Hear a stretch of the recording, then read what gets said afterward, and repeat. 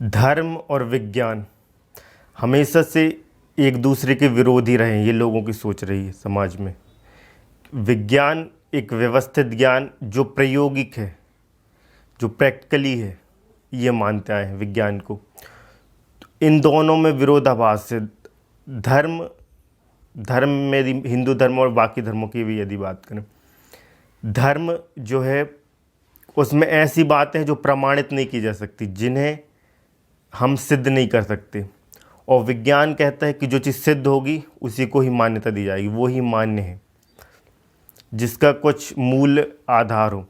तो एक प्रकार से धर्म कहीं कहीं प्रयोग नहीं मालूम पड़ता।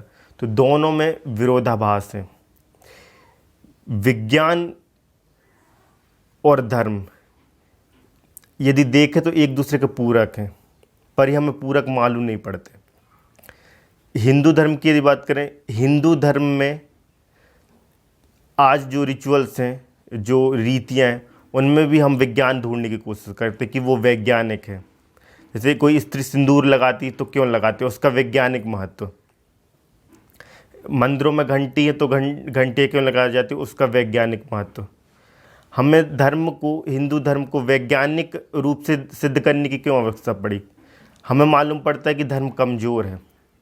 यदि हम धर्म को वैज्ञानिक दृष्टिकोण से देखने की कोशिश करते हैं और वैज्ञानिक लुक देने की कोशिश करते हैं उसमें, तो ये सिद्ध होता है कि धर्म कमज़ोर है, हिंदू धर्म कमज़ोर है। तो उसे वैज्ञानिक बनाने के लिए हम उसके पीछे का जो वैज्ञानिक दृष्टिकोण है उसे ढूंढने की कोशिश करते हैं। यदि देखें तो हिंदू धर्म खुद एक विज्ञान है, एक विज्ञान का हिस्सा है, एक लंबे विज्ञान की श्रृंखला है। बाकी धर्म जो हैं, बाकी धर्मों में एक एक धर्म ग्रंथ है, सब में लगभग एक दो। सब धर्मों में एक निश्चित ज्ञान है, उस ज्ञान की एक सीमा है। पर जो हिंदू धर्म है, इसके ज्ञान की कोई सीमा नहीं, इतना ये विस्तृत ज्ञान है, क्योंकि ये एक विज्ञान का हिस्सा है। इसे समझने की ज़रूरत है। हिंदू धर्म खुद एक विज्ञान है और ये एक लंबे विज्ञान का हिस्सा है। अब यदि हम हिंदू धर्म के ग्रंथों की बात करें या पौराणिक ग्रंथों को ढूंढें, तो इस धर्म में 4 वेद, 18 पुराण, 108 उपनिषद और स्मृतियाँ, आरण्य, ब्राह्मण ग्रंथ, इतने सारे, मतलब इतनी सारी धार्मिक ग्रंथ है, मतलब ज्ञान का इतना सारा भंडार, महाभारत, रामायण। तो इसमें जो है इतने सारे धर्म ग्रंथ हैं, इतने सारे ग्रंथों के कारण है उसके पीछे, और इसके साथ इसकी बहुत सी खोजें भी रही हैं। तो हिंदू धर्म एक विस्तृत विज्ञान का हिस्सा है। हम इसको वैज्ञानिक दृष्टिकोण देने की कोशिश न करें, ये अपने आप में एक विज्ञान है।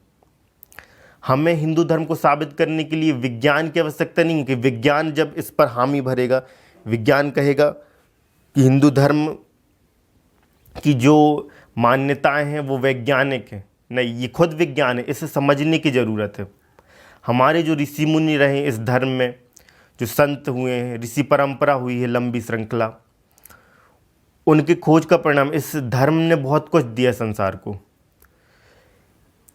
ज्योतिष, हिंदू धर्म की खोज, ज्योतिष, आयुर्वेद और इसके साथ खगोल शास्त्र, खगोल विज्ञान। तो ये विज्ञान है, ये पूरा विज्ञान है। जब दुनिया को पता नहीं था कि पृथ्वी सूर्य के चक्कर लगा रही है, दुनिया ये सोचती थी कि सूर्य जो है वो पृथ्वी के चक्कर लगाता है।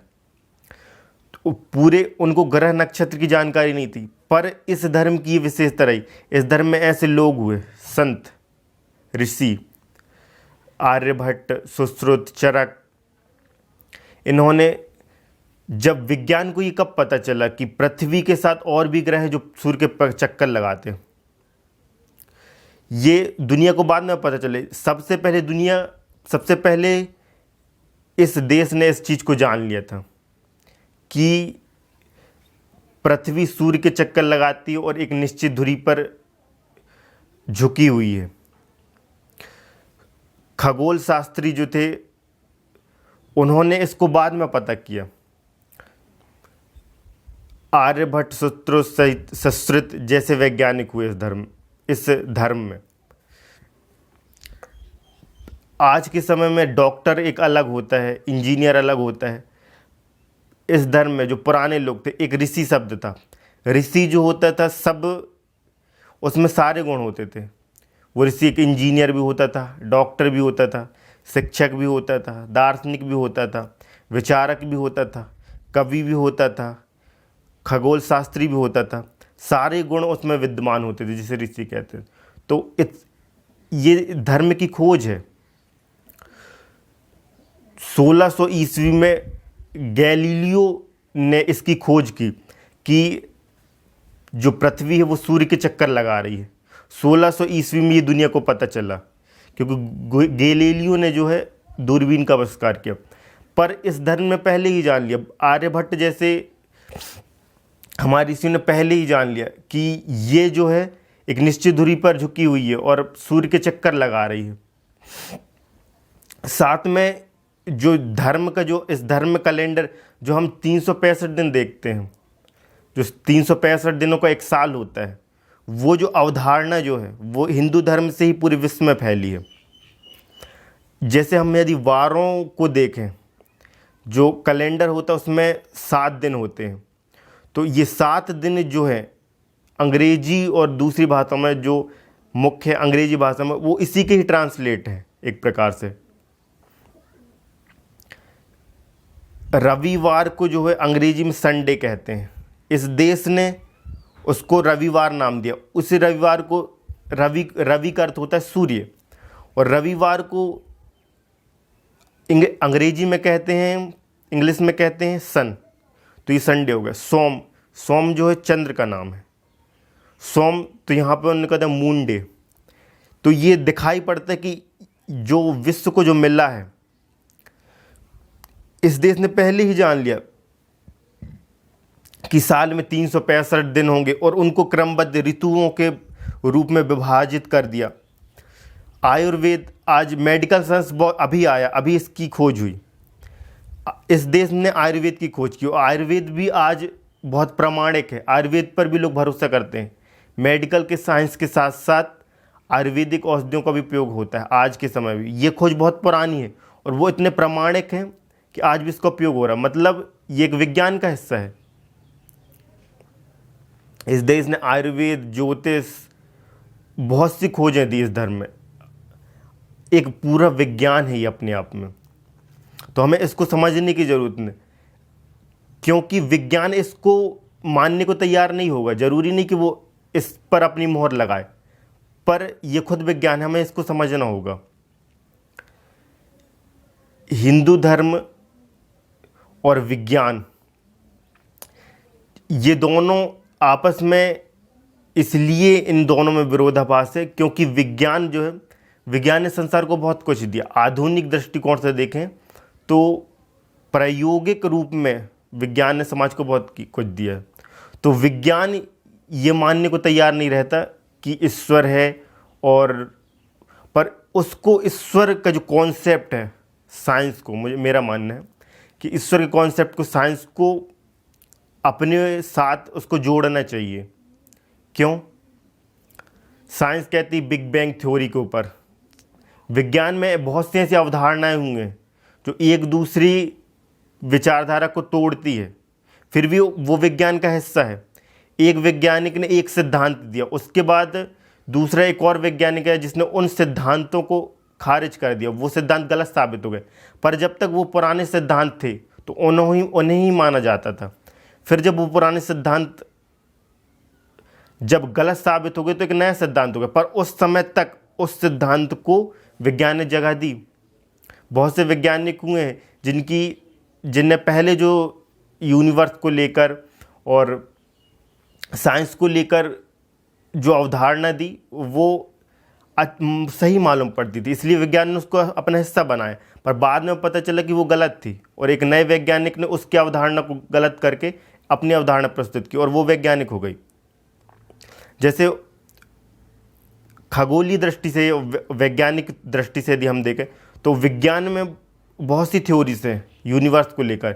एक बिग बैंग थ्योरी हो गई, parallel space theory, string theories. तो इनमें से तीनों तो सच नहीं हो सकती, इनमें से कोई एक सच होगा।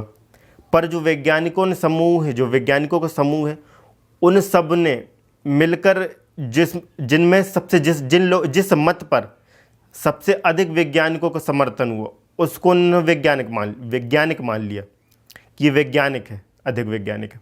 तो बिग बैंग थ्योरी को साइंस ने वो कर लिया। अब हम ये तो जान नहीं सकते, अभी तक ना हमने जाना है कि इस यूनिवर्स का जो प्रारंभ है वो बिग बैंग के द्वारा हुआ है, ये प्रमाणित तो है नहीं है, विज्ञान ने भी खोजा नहीं, पर उसको विज्ञान अपने हिस्सा मानता है, अपना हिस्सा मानता है। उसके साथ साथ स्ट्रिंग थ्योरी को कुछ वैज्ञानिक मानते हैं, कुछ पैरेलल स्पेस थ्योरी को मानते हैं। तो सारी जो थ्योरीज हैं वो वैज्ञानिकों की दी हुई। विज्ञान है क्या असल में, इसे जानो पहले। विज्ञान जो है, वैज्ञानिकों का समूह जो है वही तो विज्ञान है। विज्ञान कोई एक व्यक्ति है जो कहता है कि नहीं, मैं इस बात को मानूंगा और इस बात को नहीं मानूंगा, इस बात को मैं स्वीकार करता हूं और इस बात को स्वीकार नहीं करता। विज्ञान कोई व्यक्ति तो है नहीं, व्यक्तियों का समूह है, वैज्ञानिकों का समूह है। जो अधिक से अधिक वैज्ञानिकों ने जिस विचारधारा का समर्थन के लिए, वो विज्ञान कहला जाता है, एक प्रकार से वो वैज्ञानिक हो जाता है, वो विज्ञान का हिस्सा हो जाता है, वो साइंस कहला जाता है। तो साइंस जो है वो लोगों के समूह का एक वो है। ज़्यादातर वैज्ञानिक ज़्यादातर साइंटिस्ट जिस विचारधारा के ऊपर समर्थन करते, जिस विचारधारा का समर्थन करते, उसको साइंस नाम दे दिया जाता है। तो ईश्वर के कॉन्सेप्ट को भी साइंस में ऐड करना चाहिए कि हाँ, साइंस को इतना तो मानना चाहिए कि ईश्वर है।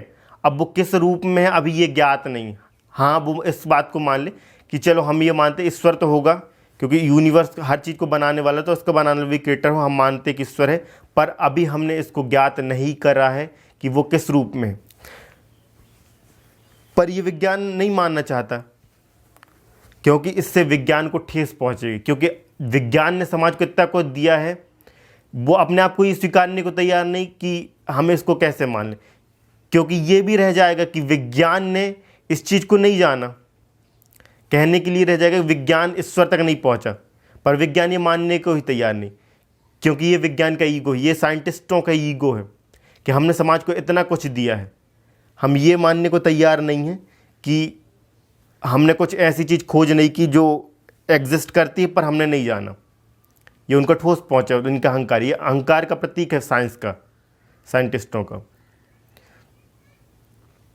तो हिंदू धर्म खुद एक विज्ञान है, इसको खोजने की ज़रूरत है।